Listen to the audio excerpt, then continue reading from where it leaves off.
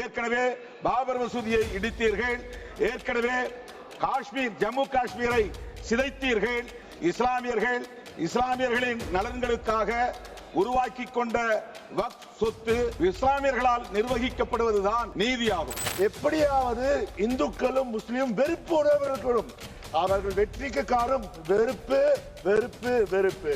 அந்த வெறுப்பு உணர்வு, வெறுப்பு அரசியல், பிரிவினை அரசியலை செய்தால் மட்டுமே அவர்கள் வாழும்.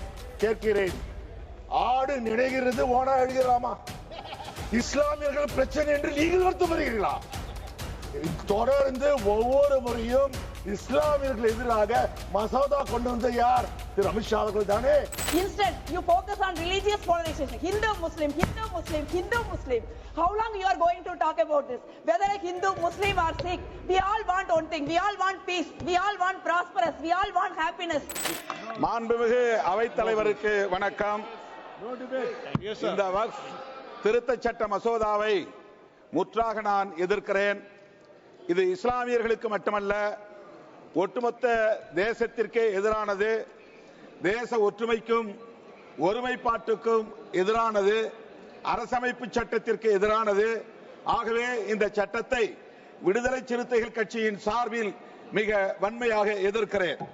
இந்த சட்ட மசோதா இஸ்லாமியர்களுக்கான சொத்துக்களை முற்றாக அபகரிப்பதற்கான ஒரு சதி முயற்சியாகவே தெரிகிறது. இஸ்லாமியர்களின் நலன்களுக்காக உருவாக்கி கொண்ட வக்ஃப் சொத்து இஸ்லாமியர்களால் நிர்வகிக்கப்படுவதுதான் நீதியாகும். ஆனால் அதற்கென உருவாக்கப்பட்டிருக்கிற நிர்வாக குழுவில் இஸ்லாமியர் அல்லாதவர்களை வாரியத்தில் 11 பேரில் 7 பேரையும், சென்ட்ரல் கவுன்சில் என்கிற அகில இந்திய அளவிலான அவையில் 22 பேரில் 12 பேரையும் நியமித்துக் கொள்வதற்கான வாய்ப்பை இந்த சட்ட மசோதா வழங்குகிறது. இது எந்த வகையிலான நீதியாக இருக்க முடியும்? இஸ்லாமியர்கள் மீதான உங்கள் வெறுப்பு அரசியல் நாளுக்கு நாள் அதிகரித்து வருகிறது. இது ஒரு பாசிச தாக்குதலாகத்தான் நிகழ்ந்து கொண்டிருக்கின்றன. ஏற்கனவே சிஏஏ சட்டத்தை கொண்டு வந்தீர்கள். ஏற்கனவே பாபர் மசூதியை இடித்தீர்கள். ஏற்கனவே காஷ்மீர், ஜம்மு காஷ்மீரை சிதைத்தீர்கள். இன்றைக்கு இப்படி ஒரு சட்டத்தை கொண்டு வந்து இஸ்லாமியர்களுக்கு எதிரான வெறுப்பு அரசியலை நீங்கள் விதைத்துக் கொண்டிருக்கிறீர்கள். இது வலதுசாரி பெரும்பான்மைவாத பாசிச தாக்குதல் என்று சுட்டிக்காட்டி இதை நான் வன்மையாக கண்டிக்கிறேன். மேலும் இஸ்லாமிய சமூகத்தினரின் ஒற்றுமையை சீர்குலைக்கும் வகையில் ஆகா காணிகளுக்கு தனி வக்ஃப் வாரியம் என்றும், ஷியா முஸ்லிம்களுக்கு தனி வக்ஃப் வாரியம் என்றும், போரோ முஸ்லிம்களுக்கு தனி வக்ஃப் வாரியம் என்றும் நீங்கள் அறிவித்திருப்பது மிக மோசமான ஒரு பாசிச தாக்குதலாகும். எப்படி இந்துக்களை சாதியின் பெயரால் சாதி பெருமிதம் பேசி அவர்களை கூறுபடுத்துகிறீர்களோ, குறிப்பாக பட்டியல் சமூகத்து மக்களை தனித்தனி குழுக்களாக உடைத்திருக்கிறீர்களோ, அதுபோல இஸ்லாமிய சமூகத்தையும் இன்றைக்கு பிளவுபடுத்துகிற சமூக பிரிவினைவாதத்தை உயர்த்தி பிடிக்கிறீர்கள்.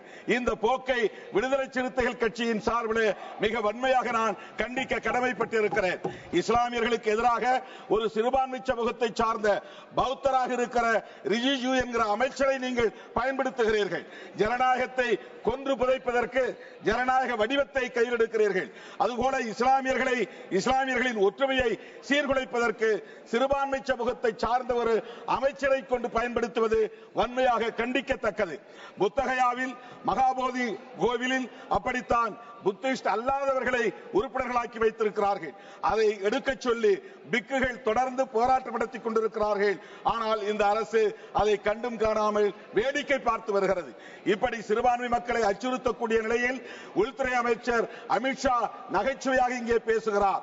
காங்கிரஸ் கூட்டணி கட்சிகளும் தான் இஸ்லாமியர்களை அச்சுறுத்துகிறீர்கள் வாக்கு வங்கிக்காக என்று ஒரு நியாயஸ்தரை போல இங்கே நடித்து காட்டுகிறார். இந்த போக்கை விடுதலை சிறுத்தைகள் கட்சி மிக வன்மையாக கண்டிக்கிறது. சாவர்கரின் கனவை நனவாக்குவதற்காக சாவர்கரின் தொண்டர்களாக இருக்கிற இன்றைய ஆட்சியாளர்கள் இஸ்லாமியர்களை சீர்குலைக்கிற, கிறிஸ்தவர்களை நசுக்குகிற, பௌத்தர்களை, சமணர்களை, சீக்கியர்களை அச்சுறுத்துகிற வகையில் இந்த ஆட்சியை நடத்தி கொண்டிருக்கிறார்கள். எனவே எனவே இது முற்றிலும் இந்திய ஒருமைப்பாட்டுக்கு எதிரானது, மத நல்லிணக்கத்திற்கு எதிரானது, புரட்சியாளர் அம்பேத்கர் அவர்களால் வகுத்தளிக்கப்பட்ட அரசமைப்பு சட்டத்திற்கு எதிரானது என்பதனால் இந்த சட்ட மசோதாவை நான் மிக வன்மையாக எதிர்க்கிறேன். இதை திரும்ப பெற வேண்டும் என்று வலியுறுத்தி வாய்ப்புக்கு நன்றி கூறி முடிக்கிறேன். நன்றி, வணக்கம். माननीय श्री राजा राम सिंह जी, श्री राजा राम सिंह जी. இன்று இந்த வாக்கு மசோதாவை எதிர்த்து திராவிட முன்னேற்ற கழகம் சார்பாக இன்று உரையாற்ற இருக்கின்றேன். இந்த வாக்கு மசோதாவை கொண்டுவதற்கு முக்கியமான காரணம் யார் என்றால், எண்ணிக்கை என்றால் 71, 62, 36. இது என்ன தெரியுமா எண்ணிக்கை? 2014 யூபியிலே, உத்தரப்பிரதேசத்திலே பாஜக வென்ற எம்பி சீட்டுகள் 71. 2019 அவர்கள் வெற்றி பெற்ற எம்பி சீட்டுகள் 62. 2024 அவர்கள் வெற்றி பெற்ற எம்பி சீட்டுகள் 36. ஏன் 1990 பாபர் மசூதியை இடிக்க வேண்டும், இடித்த இடத்திலே ராமர் கோயிலை கட்ட வேண்டும், ஸ்ரீராம் ஜெய் ஸ்ரீராம் ஜெய் ஸ்ரீராம் என்று 71 இடங்களை பிடித்தார்கள். பிறகு அவர்கள் மவுஸ் சரிந்தது. சரிந்த பிறகு 36 கோயிலை திறந்தார்கள். பெருமாள் ராமர் கோயிலை பெரிய அளவிலே செய்தார்கள். ஆனால் இஸ்லாமியர்களிலிருந்து ராமர் மசூதியை பிடிங்கினால் தவிர அந்த இடத்தை விட இந்துக்களிடமிருந்து சுமார் 4500 ஏக்கர்களை அவர்கள் பிடிங்கினார். குறிப்பாக ஏழை விவசாயிகள் இந்துக்கள் இதற்கு விமான நிலையம் கட்டுவதற்கும் சாலைகள் போடுவதற்கும், பணக்காரர்கள் வந்தால் 5 நட்சத்திர ஓட்டல்கள் தங்குவதற்குமான செய்தார்கள். ஆனால் விளைவு என்ன? நடந்து முடிந்த 2024 தேர்தலில் அயோத்தியில் வெற்றி பெற்றது யார்? சமாஜ்வாடியை சேர்ந்தவர் 56,817 பெற்றார். அவர்கள் தாங்க முடியவில்லை.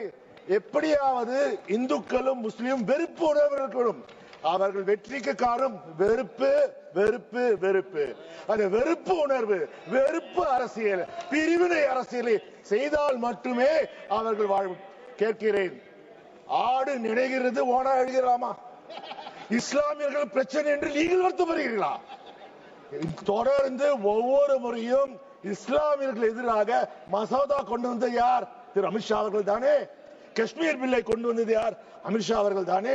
அப்போது சொன்னார், அப்போது கேட்டோம், ஐயா நீங்கள் கொண்டு வருகிறீர்கள், வட இந்தியாவுக்கு மட்டும் கொண்டு வருகிறீர்களே, எங்கள் இலங்கை தமிழர்கள் கொண்டு வாருங்கள். ஆனால் உங்கள் காதிலே செவியிலே விழவில்லை. இன்று இதை கொண்டு வருங்கள், நீங்கள் பாதுகாக்கிறார். அதாவது வக்கு சொத்துக்கள் குறைந்த விலைக்கு போகிறதா? என்ன கஷ்டப்படுறா பாருங்கள். வக்கு சொத்துக்கள் குறைந்த விலைக்கு கொடுக்கிறார்கள். சார் ஒன்னு கேட்கிறேன், ஐயா நீங்க உங்களுக்கு வந்தால் ரத்தம், எங்களுக்கு வந்தால் தக்காளி சட்னியா? நீங்கள் ஏர் இந்தியாவை விற்றீர்களே, அது அதிகாரப்பூர்வமாக 16,000 கோடிக்கு ஏர் இந்தியா விற்றீர்கள். ஆனால் நீங்கள் கட்டிய கடன் 63,000 கோடி கடனை நீங்கள் கட்டினீர்கள். அது மட்டுமா? உங்கள் நண்பர்களுக்கு அதானியா இருக்கட்டும், அம்பானியா இருக்கட்டும், அவர் கடனெல்லாம் தள்ளுபடி செய்தீர்களே. 4.5 லட்சம் கோடிகளை அதிகாரப்பூர்வமாக நீங்க செய்தீர்களே. அப்பொழுது நீங்க அதுக்கு ஒரு கொண்டு வர வேண்டுமா? இப்பொழுது சொல்லுகிறார்களா, ஐயா பெண்களுக்கு एयर इंडिया को बेचने से वक्फ बिल का क्या संबंध है? fully works about works sir, about work. आप वक्फ पे சார் இன்றைக்கு நீங்கள் சொல்றீர்கள், எங்கள் தமிழ்நாட்டிலே வக்ஃப் போர்டு சேர்மனாக ஒரு பெண் இருந்திருக்கிறார். இப்பொழுது கூட எங்கள் தமிழ்நாட்டு வக்ஃப் போர்டுல 2 பெண்மணிகள் இருக்கிறார்கள். அது ஒரு பெண்மணி யார் என்றால் தமிழ்நாடு முஸ்லிம் லீக் தலைவர் அப்துல் சபாதின் பெண். அவர் முன்னாள் எம்பியாக இருக்கிறார். இந்த பிரச்சனை பெண்களை பற்றி நீங்கள் பெருசா இல்லை, ஏற்கனவே வக்ஃபிலே பெண்கள் வந்திருக்கிறார்கள். நீங்கள் புதிதாக செய்வது போல் செய்கிறீர்கள். உண்மையில் உங்களுக்கு என்ன? வருகிற தேர்தலில் யூபியை வெல்ல வேண்டும். யூபியை வென்றால் மட்டுமே நீங்கள் மீண்டும் ஆட்சிக்கு வர வேண்டும். அப்ப என்ன செய்வீர்கள்? இந்த வக்கு பார்த்தீங்கன்றால் கிட்டத்தட்ட வக்கு நிலங்கள் வந்து give me 10 minutes sir, I didn't cross 3 minutes sir. வக்கு நீங்க பார்த்தீங்கன்றால் வக்கு நிலங்கள் பார்த்தீங்கன்றால் இந்தியாவிலே 8,70,000 சொத்துக்கள் இருக்கிறது. அதிலே பார்த்தீங்கன்றால் 9,40,000 ஏக்கர்கள் இந்தியாவில் இருக்கிறது. சுமார் 1.2 லட்சம் கோடி ரூபாய். அதில் 25% சொத்துக்கள் இங்கே இருக்கிறது, உத்தரப்பிரதேசத்தில் தான் இருக்கிறது. அப்பொழுது விட்டுவிடுவீர்களா? நான் இதை செய்ததன் மூலம் என்ன இருக்கிறது? நான் கேட்கிறேன், ஏன் இந்த பிரிவினைவாதம்? இன்று பார்த்தீர்கள் சிறுபான்மையினருக்கு எதிராகத்தான் இந்த அரசு செயல்பட்டது. இன்று இஸ்லாமியர்கள் எதிர்க்கிறீர்கள், அடுத்த யாருக்கு செல்வீர்கள்? பார்த்தீர்கள், நீங்க வாஜ்பாய் இருந்த போது ஒரு இஸ்லாமியர் அமைச்சராக இருந்தார். இப்பொழுது ஒரு இஸ்லாமியர் கூட உங்கள் நாடாளுமன்ற உறுப்பினராக இல்லை. நாங்களாவது முஸ்லிம்களுடன் கூட்டணி வைத்திருக்கிறோம். ராஜ்யசபாலே எங்களுக்கு முஸ்லிம் எம்பி இருக்காங்க. அது மட்டுமா, இன்று ஒரு சிறுபான்மையர் மந்திரியா இருக்கிறார். நான் அவர் சொல்றேன், முதலே இஸ்லாமியர்களை ஒழித்தார்கள், அடுத்தது கிறிஸ்துவர்களை ஒழிப்பார்கள், அடுத்தது தலித்தை ஒழிப்பார்கள், யாரும் இருக்க மாட்டார்கள். நான் இதை கேட்பதென்றால், ஐயா நீங்கள் நல்ல எண்ணத்தை செய்யவில்லை. நீங்கள் பசு தோல் போற்றிய புலி. நீங்கள் வந்து மக்களை ஏமாற்றப்பார்கள், வாக்கு வங்கி அரசியல் செய்யாதீர்கள். இஸ்லாமிய Thank you very much, Mr. Speaker, sir, for giving me this opportunity. To oppose the Waqf Amendment Bill 2025. It's a direct assault on the principle of justice, fairness, and the religious autonomy enshrined in the Constitution. Today, the ideals of equality and fairness are being challenged by the forces seeking to divide and marginalized. The Waqf Bill just is not a legislative proposal. It's a test of our commitment to justice, a contest between fairness and discrimination, the principle of our Constitution, and the politics of exclusion. The proposed amendments directly violate the Articles 14, 25, and 26 of the Constitution. 26th Constitution. My colleagues just elaborately discuss about it, so I don't get into the details. I would like to make few points. Sir, one issue which deeply concerns me is allowing non-Muslim members into Waqf board and council. As Minister said, this is not like a defense ministry, which is a government property.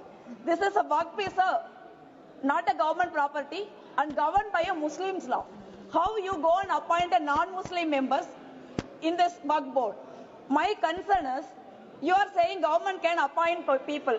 What is the guarantee that you will not appoint RSS BJP people in the Waqf board, which can create a permanent tension? What is the guarantee that you will not appoint non-Hindu members into Hindu endowment board, non-Sikh members into Gurudwara committees, non-Christian members into church management? I am warning you, you are showing a poisonous seeds in this country, the harmonious land, that will hurt us very badly. Sir, you do not want this country to move forward. You do not want to talk about education, employment, economic growth, social justice, harmony. You do not want to talk about science, technology, artificial intelligence, but the very engines will drive the modern nations. Instead, you focus on religious polarization. Hindu, Muslim, Hindu, Muslim, Hindu, Muslim. How long you are going to talk about this? Whether a Hindu, Muslim or Sikh, we all want one thing. We all want peace. We all want prosperous. We all want happiness. We all want harmony. But this government is not providing it. This government is going opposite to this. You stuck in the past. You are living in the era of Babur and Aurangzeb. This is not enough for you. Now you have started digging the graves of 300-year-old graves. You are not ready to acknowledge the present. You are not ready to acknowledge the Indian independence movement, the world's biggest and successful movement. Why? You do not have take part in this. That is why you are not acknowledging the Indian independence movement. But Muslim brothers are not like, sisters are not like that. They fought shoulder to shoulder with other Indian brothers, Hindus, Muslims, Sikhs, everybody fought together for the freedom struggle. When our heroes have sacrificed their life, your ancestors are writing a mercy petition to British. You are saying every time your people are saying, go to Pakistan, go to Pakistan. You should remind that when Indian Muslim has a choice, when India and Pakistan were divided, they choose this country as their land. If they have a choice, still they choose this. That should be respected because it's their country. You cannot discriminate them. Sir, I have one more issue. See, you are saying on the one, sir, I have time. Section 3 of this bill, Section 3(9)(a) of this bill introduced an arbitrary restriction by saying non-Muslim cannot donate to Waqf. How can you say that, sir? How you divide somebody's, you are saying 5 years practicing Muslim. How you will find out somebody is 5 years practicing Muslim or not? You are going to put a geotag, or you are going to put a chip in their brain, or you are going to Pegasus on their phone. What is the guarantee that you will not do tomorrow? You want me to prove I am a practicing Hindu. You want to somebody else, Amar Singh ji, he is a practicing Sikh. Is this what you wanted to do this country? Is this important to this country? That's what I want to ask. Now you are technically preventing us from what we wanted to do. You want to dictate us what we want to study, what we want to eat, how many languages we want to study. This is what you are imposing us. This imposition is not acceptable to us. Dhanyavad, Speaker, sir, Sir, for this sir, opportunity to support this historic bill to undo the constitutional fraud that was imposed on this country by the Congress party.